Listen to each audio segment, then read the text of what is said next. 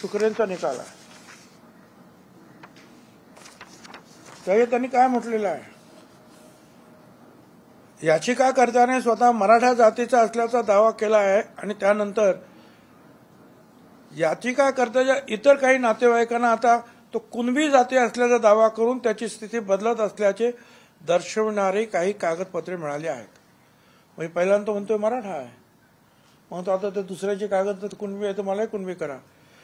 ते म्हणतात जर याला परवानगी दिली तर यामुळे विविध व्यक्तींनी दावा केलेल्या सामाजिक स्थितीबाबत अनिश्चितता निर्माण होईल आणि राज्याने सुरू केलेल्या सकारात्मक कृतीचा म्हणजे रिझर्वेशनच्या धोरणात अराजकतेचा कॅस घटक निर्माण होईल, गोंधळ माजेल, असं त्यांनी स्पष्टपणे जे आहे शुक्रेंनी जे आहे त्यांच्या याच्यामध्ये इंग्रजीमध्ये सुद्धा त्याने तेच म्हटलेलं आहे. In fact here is a case where the petitioner himself has claimed as he belongs to caste Maratha and has subsequently saying that some other relatives of petitioner have got some document showing them to be Kunbi caste, thought of again taking a chance of changing his status by claiming that now he belongs to caste Kunbi for some purpose only known to the petitioner. Such an attempt on the part of the petitioner, which is in the nature of approbation and reprobation, is not permissible in law. If this is permitted, it will lead to a uncertainty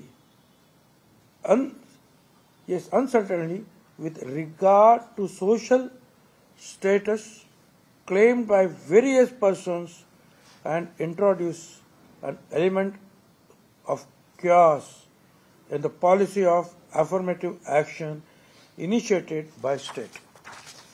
हे शुक्रे साहेबांनी स्वतःच म्हटलेलं आहे की तो मराठा असेल आणि मग आता कोणीतरी म्हणत मी कुणबी आहे तर त्याला हे देता येणार नाही, ते स्वतः म्हणतायत.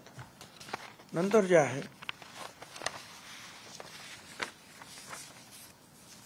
खरं म्हणजे जे आहे 2000 साली काय ज्या कुणबी समाजाच्या व्यक्तीची 2000 साली महसूल रेकॉर्डमध्ये मराठा कुणबी किंवा कुणबी मराठा नोंद आहे त्यांना कुणबी दाखला देण्यात यावे अशी शिफारस केली खत्री कमिशनने. म्हणजे अगोदर ज्यांचे असतील चुकून कुणबी मराठा कुणबी त्यांना द्या. पण त्यावेळच्या राज्य सरकारनं, त्यावेळेस मी नव्हतो कॅबिनेटमध्ये, राजकीय दबावाखाली वेगळा अर्थ काढला आणि 1 जून 2004ला एक अध्यादेश काढला आणि कुणबींची पोटजात म्हणून कुणबी मराठा कुणबी म्हणून ओबीसी लिस्टमध्ये त्यांना टाकलं.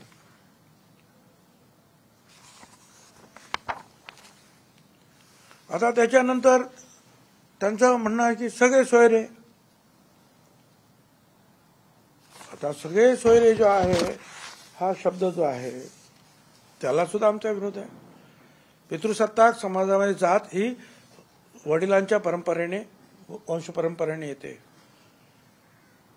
सगळे सोयऱ्यांकडून जात येते असा कुठलाही उल्लेख धर्मशास्त्रात कोणत्याही Hindu personal law, Muslim personal law, Christmas personal law मध्ये येत नाही. तसेच सगळे सोयरेकडून जात येते असा उल्लेख कोणत्याही स्मृती, संहिता, धर्मशास्त्र विश्वकोश, शब्दकोश, संविधान, कोर्टाचे निकाल, कॉन्स्टिट्यूशनल डिबेट्स मध्ये नाही. त्यामुळे मुळातच हा तर्क जो आहे हा असंविधानिक, बेकायदेशीर आणि अतार्किक असून सर्वोच्च न्यायालयाच्या तो विरोधात आहे.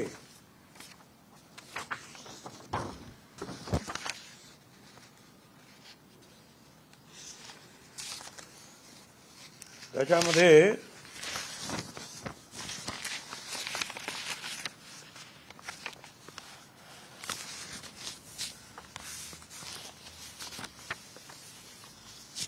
मल्लापल्ले साहेबांच्या हायकोर्टचा जो निकाल आहे त्याच्यामध्ये त्यांनी स्पष्ट असं म्हटलेलं आहे, हायकोर्टाच्या निकालामध्ये काय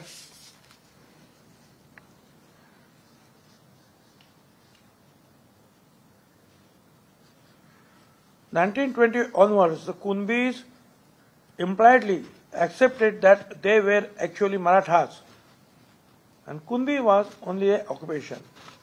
If the impugned decision, which is based on the sole document, is accepted in the instant case, the entire Maratha community in the state of Maharashtra will have to be accepted to be belong to Kunbi, other backward class, and this would result in nothing short of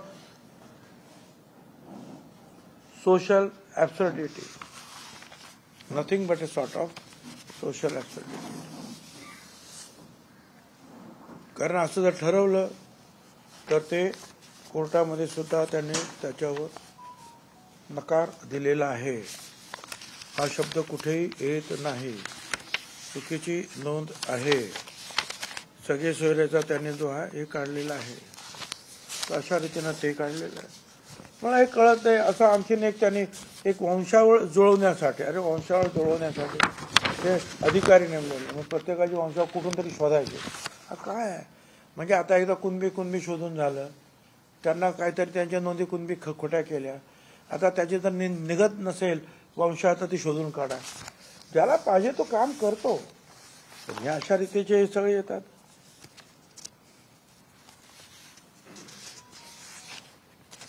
त्यानंतर असं त्यांनी म्हटलेलं आहे की जोपर्यंत मराठा समाजाला आरक्षण मिळत नाही तोपर्यंत सर्व शैक्षणिक सुविधा त्यांना देण्यात याव्यात, असा GR आहे 25 जानेवारी.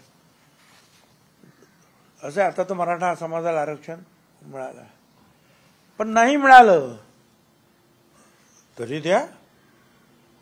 मग ते द्यायचं असेल तर ब्राह्मण समाजाला सुद्धा द्या, लिंगायत म्हणजे जैन असेल, लिंगायत जे कोणी असतील त्या सगळ्या विद्यार्थ्यांना आणि विद्यार्थिनींना तो द्या. आमचं काही म्हणणं नाही, फार चांगली गोष्ट आहे. ज्यांना आरक्षण मिळालं नाही त्यांना ते आरक्षण मिळेपर्यंत ह्या सुविधा जर द्यायच्या असतील 25 जानेवारी प्रमाणे, तर राज्यातील सर्व समाजातील मुलामुलींना या सोयी दिल्या पाहिजेत. एकाच समाजाला कसं काय देता येईल? बरं, त्याच्यानंतर त्यांनी असं म्हटलंय की कुठेतरी म्हटलं ते 28% मराठा आहेत, OBC एवढे आहेत तेवढे आहेत.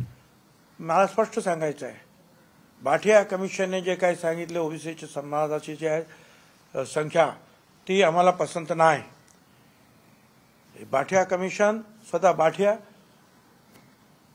ते तर म्हणायचे की मुंबईमध्ये OBC नाहीच आहे, कुठे मुंबईमध्ये OBC. आणि त्यावेळेला महेश झगडे रिटायर्ड प्रधान सचिव ते मेंबर होते, ते रात्री 3-3 वाजेपर्यंत लढले. म्हणजे तुम्ही काय सांगता, इथे भंडारी आहेत, इथे धनगर आहेत, इथे वंजारी आहेत, इथे माळी आहेत, भटक्या विमुक्त आहेत, तेली आहेत, OBC सर्व समाजाचे. एवढंच नाही तर UP आणि मध्य प्रदेशहून आलेले जे आहेत, मग ते यादव असतील, तर कुर्मी असतील, कुशवा आहेत, हे लाखोनी आहेत ना. आणि त्यांनी सांगितलं नाहीच आहे. काही काही जिल्ह्यामध्ये आता अख्ख्या ठाण्यामध्ये जे आहेत आगरी आहेत, मुंबईमध्ये सुद्धा आगरी कोळी आहेत, ठाण्यामध्ये सुद्धा आगरी कोळी कुणबी सर्व जातीचे आहेत. व तिथे सुद्धा त्याने जे आहे कमी लिहून, मी तर एका ठिकाणी दाखवून दिलं की तुमच्या रिपोर्टमध्ये सिन्नरला 4 गावांमध्ये 0 OBC सांगितलं. मी तिकडे माणसं पाठवली आणि तिथे सरपंचच OBC होता. आणि ओबीसी संख्या भरपूर होती. दुसऱ्या याच्यामध्ये सुद्धा अनेक पंच जे आहेत ते ओबीसी होते. अरे म्हटलं पंच सरपंचच ओबीसी आहे तिकडे आणि तुम्ही तर शून्य आहे. पण त्यावेळेला ते खानविलकर साहेब होते आणि त्यांना घाईघाईने ते सगळं पाहिजे होते. 15 दिवसातच द्या, 8 दिवसातच द्या, नाही तर चालणार नाही, असं त्यांनी जे काही पाठीमागे लावलं होतं.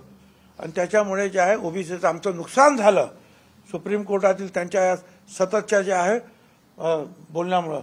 आणि आता 2 वर्ष झाली, आता का ना ताबडतोब निर्णय घेत? मग अजून ते लटकलेलंच आहे तिकडे. अजून निवडणुका नाही त्या तुमच्या जिल्हा परिषद, पंचायत समिती, नगरपालिका आणि महानगरपालिका नाही. आणि काही ठिकाणी आमच्या ज्या आहेत नगरपालिका, महानगरपालिकेच्या निवडणुका घेतल्या विदाऊट ओबीसी. त्यावेळेला का तर 15 दिवसात आम्ही देऊ शकलो नाही रिपोर्ट तसा. तर माझं असं म्हणणं आहे की आम्हाला हे मान्य नाही. आता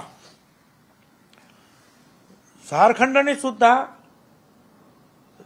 जातगणना सुरू करण्याच्या ऑर्डर्स दिलेल्या आहेत. बिहारने केलेली आहे, आंध्र करत आहे. मग कोण किती आहेत हे तुम्ही जातगणना करा.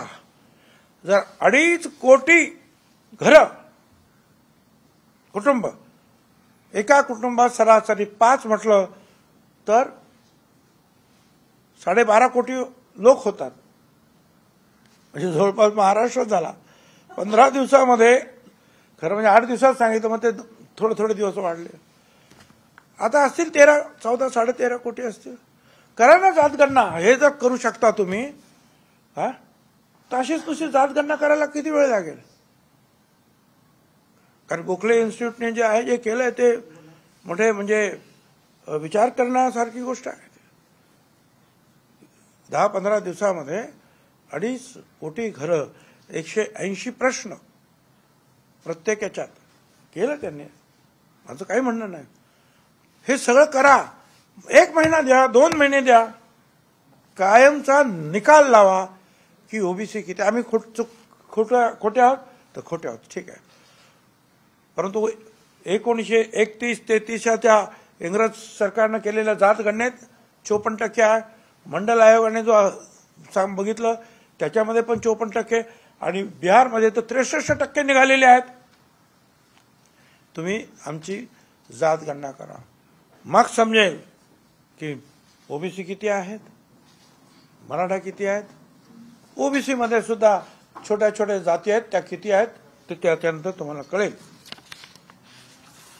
तर या कुणबीकरणाला आमचा विरोध आहे, सगळे सोयीला विरोध आहे. जातगणना करा असं आम्हाला पाहिजे. आणि आता शिवीगाळ आणि दादागिरी रोज धमक्या चालू आहेत. माझा काहीतरी वाईट उच्चार करून माझ्या नावाचा त्याला जर टपकवणारच तो टपकेलच. म्हणजे गल्लीत जी आहे ना ती भाषा असते, गुंडा भाषा गँगवाल्यांची, याला टपकवला काय आणि त्याला टपकवला काय काय त्या भाषेत.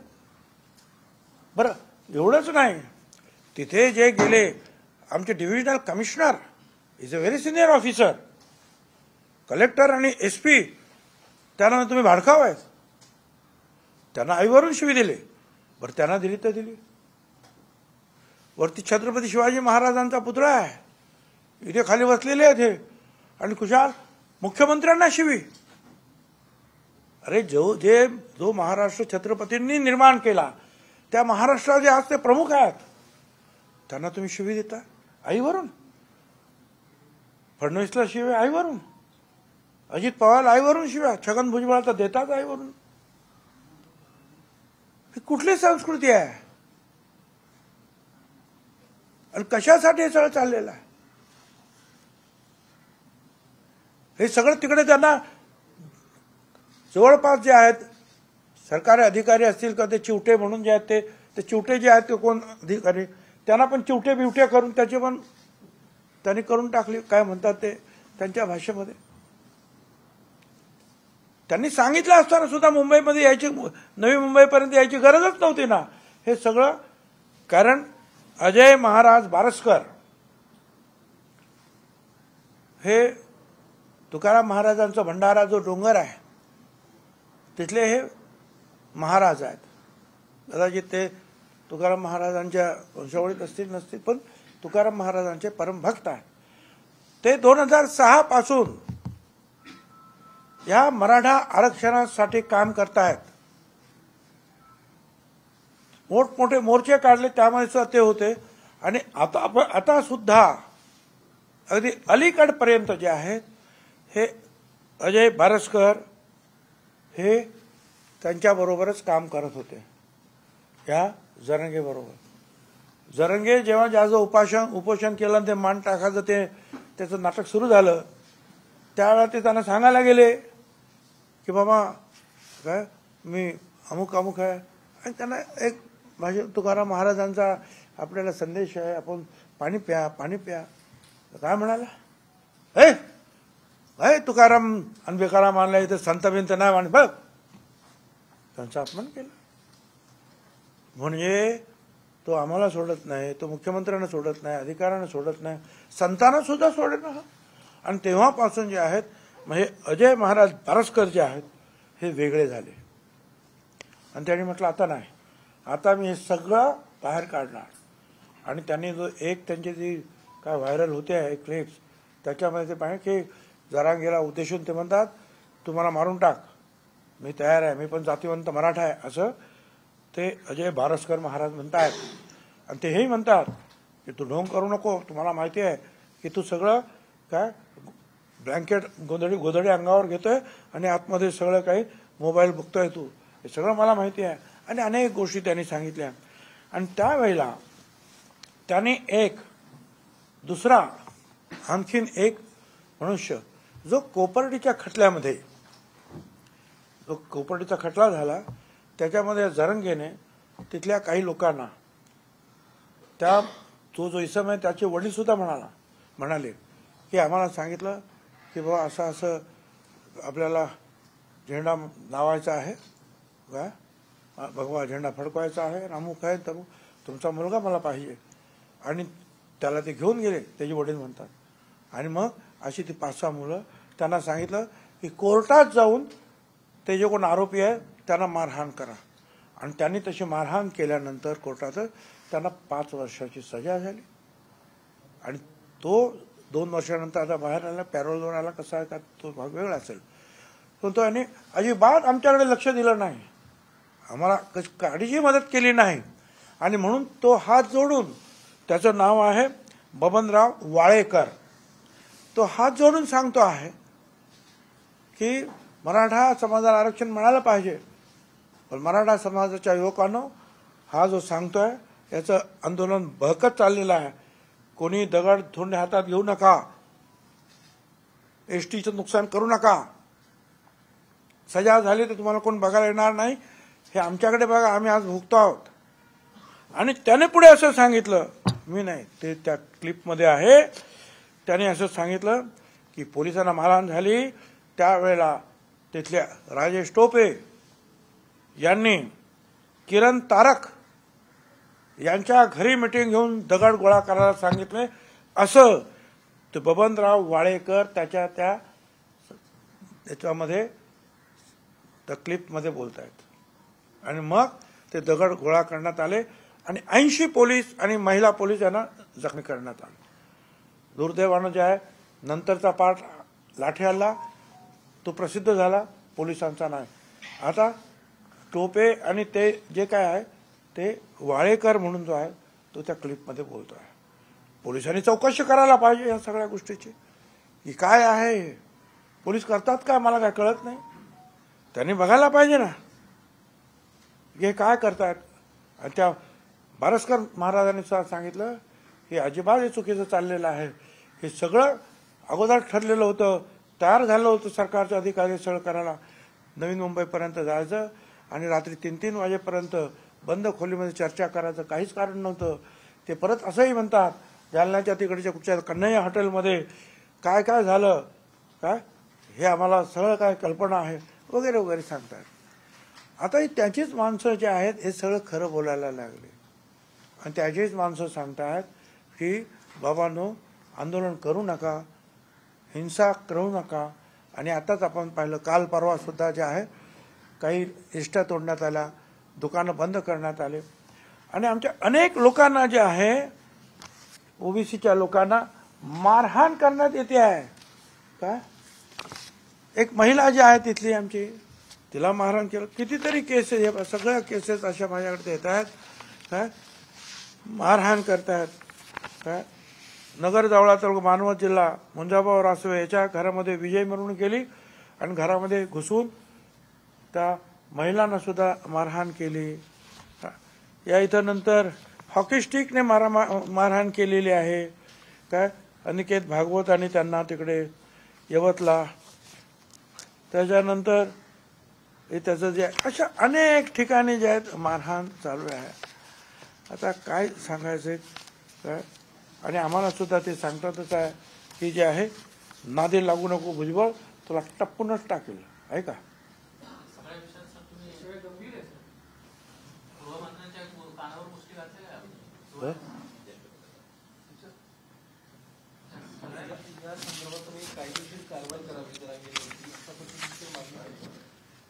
तुम्हाला तर सांगतो अगोदर लोकांना तर कळू द्या, कायदेशीर तर आम्ही करूच, पण लोकांना कळू द्या की हा जरांगे काय माणूस आहे आणि काय हा बोलतो आहे आणि हिंसेला प्रवृत्त करतो आहे. आणि म्हणून मी तर म्हणेल खरोखर मी तर मरायला सुद्धा तयार आहे. मी मराठा समाजावर अन्याय करू इच्छित नाही, त्यांना वेगळं आरक्षण दे, माझी पहिल्यापासूनची मागणी आहे. आणि आज सुद्धा मी हात वरती करून तिसऱ्यांदा एकदा पृथ्वीराज चव्हाणांनी बिल केलं, तयार केलं कायदा, मी हात वरती केला. फडणवीसने कायदा तयार केला, मी हात वरती केला. आज एकनाथराव शिंदेने हा कायदा तयार केला, मी हात वरती केला. मराठा समाजाला वेगळं आरक्षण द्या, पण ओबीसीवर अन्याय करू नका एवढं सांगतो. दामट टाकून टाका. आणि म्हणून मी तर सांगतो, माझ्या कोणी हल्ला केला तर या जरांगेलाच पहिल्यांदा पोलिसांनी आतमध्ये घेतलं पाहिजे, अरेस्ट केलं पाहिजे. त्याची जबाबदारी आहे. प्रोव्होक करणं, अशा रीतीने कोणावर हल्ला करण्याला हा सुद्धा गुन्हा आहे. मला कळत नाही देवेंद्र फडणवीसांचं पोलीस सरकार काय करताय, पोलीस लोक काय करतायत. लोकांना मारहाण होते आहे. 3-3 वाजेपर्यंत डीजे वाजवले जात आहेत.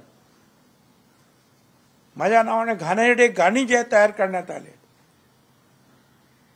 ओबीसीच्या घरासमोर मुद्दाम शिवीगाळ करण्यात येते, मारहाण करण्यात येते आहे. माझं एवढंच म्हणणं आहे की पोलिसांनी आणि डिपार्टमेंट पोलिसांचं जे आहे ह्या सरकारने जे आहे हे सगळं सांभाळलं पाहिजे. आता सुद्धा जे आहे मराठा समाजाला तुम्ही काय द्यायचं ते द्या, माझं काही म्हणणं नाही. आणखीन द्या, विद्यार्थ्यांना द्या, त्यांना द्या, सगळ्यांना द्या. आता असं आहे हे जे आहे काय कुंभकर्ण टाकळी काय स्टेटस ठेवलं म्हणून मारहाण झाली. आता आमचं म्हणणं आहे की बाबा ठीक आहे, तुम्हाला काय मराठा समाजाला द्यायचं द्या काय, परंतु ज्याप्रमाणे त्यांना वसतिगृह दिली, आमची पण वसतिगृह द्या. त्यांच्या सारथीसाठी ज्याप्रमाणे तुम्ही जागा दिल्या 1 रुपयामध्ये फुकट, तसं आम्ही जर जागा महाज्योतीला मागितल्या तर 100 कोटी द्या, 80 कोटी द्या, आणि त्या जागा फिरत राहतात, एक सुद्धा आमचं अजून होईना. तर आमचं आता असं म्हणायला आम्ही म्हणतो जे मराठा समाजाला दिलंय कृपा करून ते आता ओबीसी समाजाला द्या. जे मराठा समाजाच्या विद्यार्थ्यांना मिळत आहे, मुलांना मिळत आहे, कर्ज मिळत आहे, तेच कर्ज वसतिगृह का किंवा महिना 6,000 रुपये त्यांना मिळतात, ते सगळं जे मराठा समाजाला मिळतात कृपा करून ओबीसी समाजाला द्या, अशी उलटी मागणी आता मी करतो आहे. कारण फार मोठ्या ज्या आहेत गोष्टी त्यांना मिळाल्याबद्दल दुःख अजिबात नाही, परंतु आम्हाला न मिळता आमचं नाव पुढे करून ते घेतात आणि ओबीसीला मिळतच नाही. त्यामुळे ओबीसींना सुद्धा द्या, एवढंच माझं म्हणणं आहे. मग साधं महामंडळ असेल त्याला 300 कोटी असतील तर आम्हाला 47 कोटी आहेत ओबीसीला. अशाच प्रमाणे हे सगळं काय आहे. तर अशा रीतीने ह्या सगळ्या गोष्टी आहेत. मराठा समाजाला आरक्षण मिळालं, आम्हाला आनंद आहे. आम्ही पण पहिल्यापासून तेच सांगत होतो. परंतु आता ओबीसींवर अन्याय करू नका, ओबीसी विद्यार्थ्यांवर अन्याय करू नका, ओबीसी बांधवांना भगिनींना मारहाण करू नका, शिवीगाळ करू नका. एवढंच आमचं म्हणणं आहे. देवेंद्र फडणवीस सरकारचं गृहमंत्रालय काय करतंय कारण अशा धमक्या येत आहेत. तुम्ही विधानसभेमध्ये सुद्धा हा मुद्दा मांडला, अध्यक्षांनी त्यावरती तुम्हाला सुरक्षा दिली जाईल असं सुद्धा म्हटलं, पण या संदर्भात तुम्ही देवेंद्र फडणवीसांना भेटला आहात का? त्यांना याची कल्पना दिली? त्यांना माहिती आहे, सगळं सांगितलं त्यांना. तुम्ही काही विषय हो हो हो हो त्यांना अरे या सगळ्या गोष्टी आहेत ना. एक तर मी त्यांना सांगितलं असणार, किंवा रोज सकाळी 8 वाजता ते आमचं जे काय हेर खातं जे आहे SID 8 वाजता ब्रीफिंग असते. कोणी कोणाला धमकी दिली, कोणाला काय केलं, आणि या सगळ्या गोष्टी ज्या आहेत तुम्ही एवढं सगळं दाखवतात, ते पोलिसांना, SP ना, कोणा कमिशनरला दिसत नाहीत का? सरकारला दिसत नाही का? हे तुम्ही दाखवता नाही सगळं काय काय चाललेलं, कुठे मारहाण होते, कुठे बस जाळली जाते, कुठे धमक्या दिल्या जात आहेत. तर आमचं म्हणणं असं आहे की आता बरं एवढं करून तो आज थांबायला तयारच नाही ना. ते मारुतीचं शेपूट ते वाढतच जाणार आहे. हे दिलं तर ते द्या, ते दिलं तर ते द्या, ते दिलं तर ते द्या. एक माणूस सगळ्या महाराष्ट्राला वेठीच धरतो, आणि तेही आमदारांची घरं जाळून, लोकांचे हॉटेल जाळून, सेक्रेटरीजना, मोठ्या अधिकाऱ्यांना आईमाईवरून शिव्या देऊन, मुख्यमंत्र्यांना, उपमुख्यमंत्र्यांना आम्हाला आईमाईवरून शिव्या देऊन वेठीच धरतो महाराष्ट्र. त्याच्यावर काही कारवाई काय? अहो, मुख्यमंत्र्यांवर एक काहीतरी जर आम्ही काय म्हणतात ते तुम्ही पोस्ट टाकली तो पोलीस ताबडतोब उचलतायत, आणि शिवी दिली ना सगळ्यांच्या समोर. ते टीव्हीवर आलं ना सगळं. पोलीस काय करतात? पोलिसाला सांगायला पाहिजे का सगळं माफ केलेलं? मग सांगा त्यांना की त्यांना सगळं माफ केलं. तर यासाठी या सगळ्या गोष्टी ज्या आहेत जनतेच्या समोर याव्यात काय, आणि शासन एवढं सकारात्मक आहे मराठा समाजाला सुद्धा आरक्षण देणं, त्यांच्या विद्यार्थिनींना सहकार्य करण्यासाठी आम्ही स्वतः त्याच्यामध्ये सांगतो की द्या तुम्ही त्यांना, ओबीसीना पण द्या, ओबीसीनं अन्याय करू नका.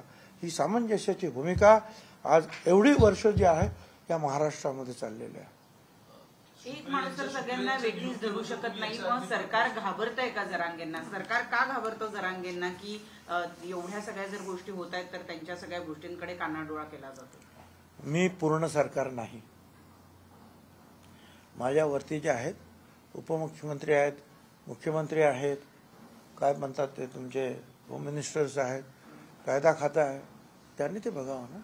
मी तर आमच्या व्यथा सांगितले, आणि ते आज नाही, रॅलीज होऊन सुद्धा सांगतोय, मी ओपनली सांगतोय हे सगळं चाललंय असं. ते शुक्रेंच्या नियुक्तीविरोधात तुम्ही कोर्टात जाणार होता, त्याच्यात तुम्ही सांगितलं होतं की त्यांची नियुक्ती वैध नाही. त्याच्या विरोधात मुख्यमंत्र्यांनी असं पटलावरती हाऊसमध्येच सांगितलं की त्यांची नियुक्ती पण वैध आहे, त्यांनी अहवाल दिला तो पण वैध आहे. आणि ठीक आहे, आता जे काही कोण आता ते आता असं आहे ना, या सगळ्या गोष्टी कोण ना कोणतरी कोर्टात जाणारच आहे काय, आणि असं कुणी ना कोणीतरी जे आहे जाणारच आहे कोर्टामध्ये. त्यामुळे पहा काय होतं ते. आता असं आहे की 3 न्यायमूर्ती, एक त्यातले चीफ जस्टिस आहेत रिटायर्ड, आणि 3-4 रिटायर्ड जस्टिस यांनी सगळं तिथे जे आहे त्यांचा कलेक्टिव्ह विजडम, म्हणजे त्याला मराठीत काय म्हणतात, सामुदायिक शहाणपण वापरून हा कायदा तयार केलेला आहे काय. त्यामुळे तो टिकावा असं आमच्यासारख्या जो जास्त कायदे काही माहीत नसलेल्या माणसाला वाटतं. तुम्ही जे कागदपत्रामध्ये जे काही खोटी कागदपत्र जे दाखवले आणि त्यामुळे जे काय आता जे सर्टिफिकेट दिले जाते, तर त्या सगळ्यांना चॅलेंज करण्यासाठी किंवा ही सर्टिफिकेट रद्द व्हावीत याच्यासाठी काय कायदेशीर लढाई? आता असं आहे ना, याच्यामध्ये पण असे कायद्याचे आता सगळ्यांना काय सामूहिकरित्याने ऑपोज करू शकतो का, त्याची मला काही कल्पना नाही, पण त्याला सुद्धा चॅलेंज होईल. नाहीपेक्षा मला आठवतं पुण्याला काही लोकांनी खोटी सर्टिफिकेट घेतले, नगरसेवक झाले, प्रत्येकाच्या विरुद्ध आम्हाला केस लढावी लागली. त्याला झाली 8-10 वर्ष झाली हा, आणि सुप्रीम कोर्टापर्यंत जावं लागलं. त्यावेळेला ते जे आहे ते रद्द झालं. आता यांनी जर लाखो खोटे सर्टिफिकेट तर कुठे आता लाखो केसेस करू शकतो. आमचं आयुष्य निघून जाईल त्याच्यामध्ये, संपून जाईल. सर तुम्ही एवढं सगळं सांगितलं की सगळे सोयरे हा शब्द कशा पद्धतीनं असंवैधानिक आहे असं तुम्ही सांगितलं, पण मग हे तुम्ही ज्या वेळेला परिपत्रक निघालं त्यावेळेला त्यापूर्वी सरकारला सांगितलेलं नव्हतं का? त्यांच्यासमोर हा मुद्दा चर्चेला गेला नाही का? आज तुम्ही आम्हाला सांगताय की हा असा आहे ना, त्याच्यामध्ये जे आहे त्यांनी सगळ्या कायद्यांचा त्या पाठीमागच्या जे काही निकाल जे आहेत त्या निकालाचा त्यांनी अभ्यास केलेला आहे ना. अजितदादा आज निघून गेले सर. अजितदादा आज माध्यमांशी न बोलता निघून नाही, गेले. तुम्हाला सांगायचं नसेल तर मी नाही सांगणार. तुम्हाला सांगायचं नसेल तर नाही सांगणार. तुम्हाला घ्यायचं तर घ्या. नाही तसं नाही म्हणत. मग कुठं कशाला विचारता? तुम्हाला माहिती माझी भूमिका काय आहे ते, मग संपलं तर. तुम्ही म्हणताय की एक माणूस सरकारला वेटीस करतोय, सगळ्यांना वेटीस करतोय. तो एक परत सराटे, बाळासाहेब सराटे, तो म्हणतो या सगळ्या ओबीसींना त्यांचं आरक्षण रद्द करा, कारण ते कुठल्याही आयोगाच्या मार्फत आलेले नाहीत. असं आहे की त्या बाबतीत मला सांगायचं आहे की यशवंतराव चव्हाणांच्या वेळेला मुख्यमंत्री असताना दिल्लीतून सांगण्यात आलं की राज्याने आपापलं ठरावं, आणि यशवंतराव चव्हाणांनी ज्या बीडी देशमुख कमिटी नेमली त्यावेळेला सगळा अभ्यास झाला आणि त्यानंतर जे आहे हे आरक्षण त्यात मिळालं. त्याच्यानंतर मंडल कमिशनने अभ्यास केला, त्यानंतर आरक्षण मिळालं. हे आरक्षण 9 न्यायाधीशांच्या घटनापीठापुढे गेलं सुप्रीम कोर्टामध्ये आणि हे टिकलं. त्या इंदिरा साहनी केसमध्ये तोपर्यंत जे आहे आयोग हा विषय नव्हता.